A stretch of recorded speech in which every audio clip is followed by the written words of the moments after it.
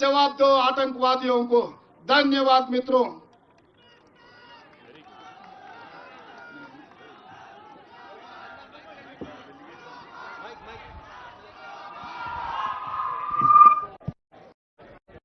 దయచేసి ఎక్కడ మన వాళ్ళందరూ ఎక్కడ ఉంటే అక్కడ ఉండండి. మిగతా మన ప్రతినిధులు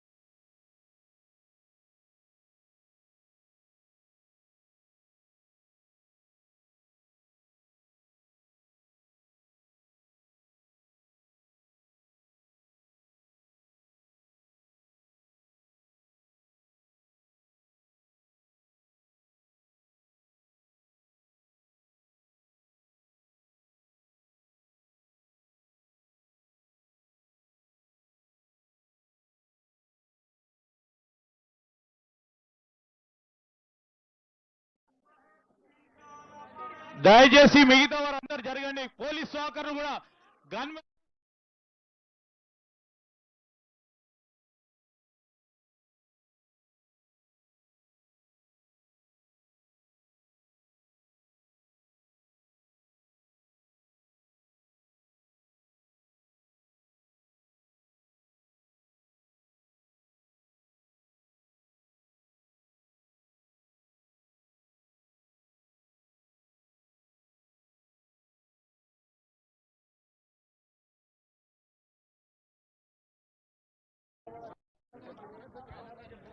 పహల్గాంలో భారతీయుల మీద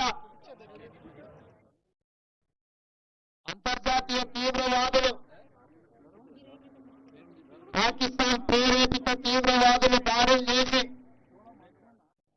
అక్కడి పర్యాటకులను 28 మందిని పొట్టన పెట్టుకున్న సందర్భంగా 140 కోట్ల భారతీయులందరూ ఈ రోజు ఈ పాశవికమైన దాడిని, ఈ దారుణమైన హత్యలను ఖండించాలి అని కాంగ్రెస్ పార్టీ ఏఐసిసి ఇచ్చిన పిలుపు మేరకు ఈ రోజు ప్రపంచంలో దాదాపుగా 100 దేశాలకు సంబంధించిన ప్రతినిధులు నక్లెస్ రోడ్డులో ఈ రోజు ఈ క్యాండిల్ కార్యక్రమంలో పాల్గొని తీవ్రవాదులకు హెచ్చరిక జారీ చేయడం ఈ ప్రాంతం నుంచి జరుగుతుంది.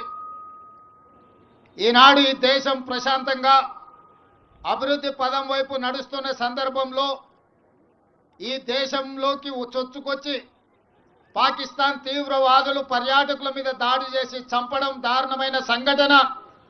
ఇలాంటి సంఘటనలు పునరావృతం జరగకుండా ఉండాలంటే భారత ప్రభుత్వం కఠినంగా వ్యవహరించాల్సిన అవసరం ఉన్నది. అదేవిధంగా 140 కోట్ల భారతీయులందరూ కూడా ఏకమై రాజకీయాలకు అతీతంగా, పార్టీ సిద్ధాంతాలకు అతీతంగా అందరము ఒక్కటై తీవ్రవాదం మీద పోరాడవలసిన అవసరం ఉన్నది.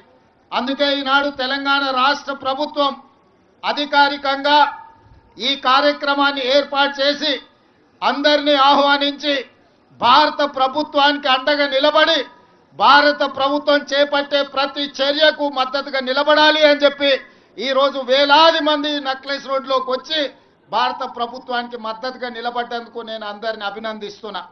ఈ దేశ ప్రధానమంత్రి నరేంద్ర మోడీ గారికి విజ్ఞప్తి చేస్తున్నా. ఇది చాలా భావోద్వేగమైన సందర్భం. ఇలాంటి సందర్భంలో మనందరం ఏకమై భారతదేశ సార్వభౌమ అధికారాన్ని కాపాడాల్సిన బాధ్యత మన అందరి మీద ఉన్నది. మనందరం ఏకమై తీవ్రవాదాన్ని అంతమొందించి ప్రపంచానికి ఆదర్శంగా నిలబడాల్సిన సందర్భం ఈనాడు ప్రజలందరూ మన వైపు చూస్తున్నారు. అందుకే ఈరోజు ప్రభుత్వానికి అండగా నిలబడి ప్రజలందరినీ ఏకం చేసి మన దేశం మీద జరిగే దాడిని తిప్పికొట్టడానికి దాడులకు పాల్పడి కుట్రలు పన్నిన వాళ్ళను కఠినంగా శిక్షించవలసిన అవసరం ఉన్నది.